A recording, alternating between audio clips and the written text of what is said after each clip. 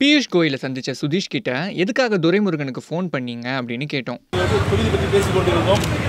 அந்த சமயத்தில் பாட்டாளி மக்கள் கட்சி கையெழுத்திட்டார்கள். அதற்கு பிறகு நாங்கள் எங்களுடைய வருத்தத்தை நாங்கள் தெரிவித்துக் கொண்டோம். நாங்கள் 2014 எப்படி நடந்ததோ எல்லா கட்சியும் அழைத்து ஒரே நாளில் கையெழுத்து போட வேண்டும் கேட்டுக்கொண்டோம். அது நடக்கவில்லை. அதனால் எங்கள் வருத்தத்தை நாங்கள் தெரிவிச்சிருந்தோம். அந்த நேரத்தில் திமுக சார்பில் எனக்கு அழைப்பு வந்தது உண்மைதான். அந்த நேரத்தில் நான் அண்ணன் துரைமுருகனுடன் பேசியது உண்மைதான். அவங்கள கூப்பிடாம பாமகவோட கூட்டணி கையெழுத்து போட்டது தான் பிரச்சனை. அதான் தேமுதிக கோபத்தில் இருக்காங்க. அது சரி, மோடி வந்திருக்காரே, போவீங்களா?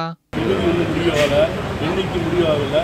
இதெல்லாம் முடிஞ்ச உடனே இன்னும் பிஜேபி கூட்டம் மோடி அவர்கள் தமிழகத்தில் கண்டிப்பாக இன்னும் ஒரு 5 வாட்டி வர போறாரு. இன்னும் கண்டிப்பாக அந்த மீட்டிங் கண்டிப்பாக கலந்துக்கலாம். அடுத்த முறை கண்டிப்பாக போவீங்களா? அப்போ கூட்டணியில் இருக்கிறது உறுதி தானே?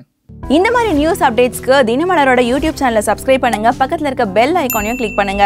ஃபேஸ்புக், ட்விட்டர், இன்ஸ்டாகிராம்னு எல்லாத்தையும் ஃபாலோ பண்ணுங்க.